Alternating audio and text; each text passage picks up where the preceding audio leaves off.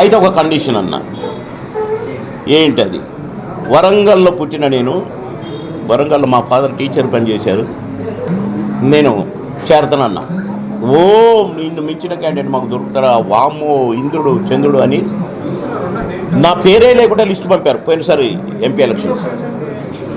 ద్రోహం కదా, అబద్ధం కాదు అది?